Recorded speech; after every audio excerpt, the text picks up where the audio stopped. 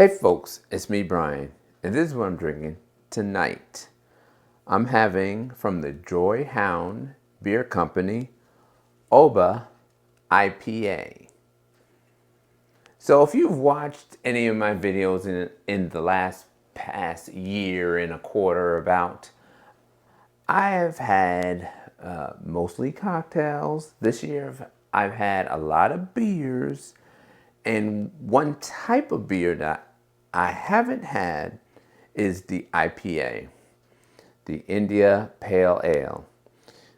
I had one years ago. I didn't like the taste of it. As you know, they are more bitter than other beers, and I actually got a pretty bad headache. So that set the tone for me the last couple of years. I avoided IPAs like the plague.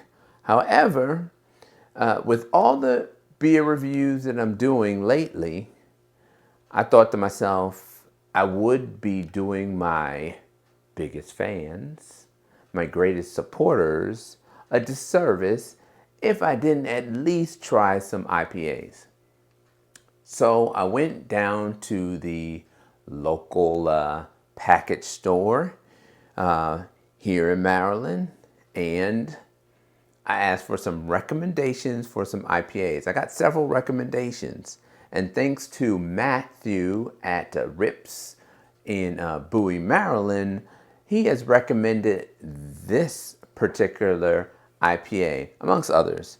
I decided to have this one first. As I said, it's from the Joyhound Beer Company. It's called OBA IPA, and it's a black-owned business, black-owned brewing company. And I also said, I am not going to do another video without getting my reading glasses. So folks, to read this label, I'm getting my reading glasses.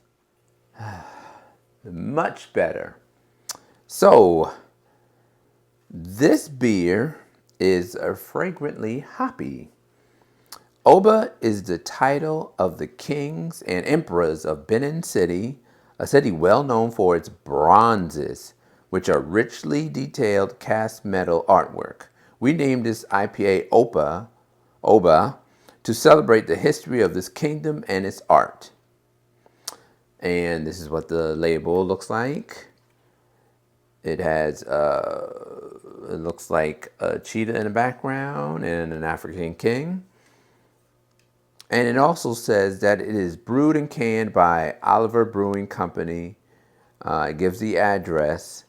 The Joyhound logo is by DC area artist Sarah Marks. So this is the little logo here, which looks like a dog. The outline of a dog with like a little glass in the middle of it. And it also says the Oba label by Baltimore area artist Sebastian Sincanther. Oh, I think that's how you pronounce it. Sincanther. Anyway, it also says where the hops are from, which is kind of recent, at least for me. I didn't see that earlier in my lifetime. The hops are El Dorado, Citra, Crystal, Centennial, Cascade, and Columbus, whatever that is. The IBU is 60. The ABV is 6.97%, and SRM is 4.8. Folks, I'm going to have to look up what SRM is. Let me be right back. So folks, I'm back. SRM stands for Standard Reference Method. It is a scale to determine essentially the color of the beer. This one is 4.8, of which I have no idea what that's going to be. I'm assuming it's going to be very light and like yellow colored, since it is indeed an IPA. But there is only one way to find out. Let's crack it open.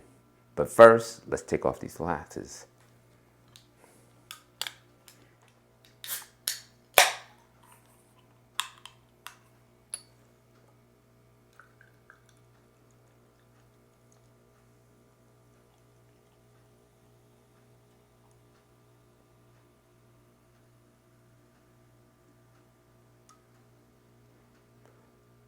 So there you have it. This is an SRM of 4.8, which translates to me a very cloudy, like amber color. Not a lot of head. It's persisting though. Very cloudy. Not a lot of carbonation. Smell? Citrusy. I smell like lemons. A little bit of orange. But it does have a citrus smell. And you see the head is now gone. Almost. So it's not a lot of head. It goes by really quickly. So let's taste. Prost, my friends.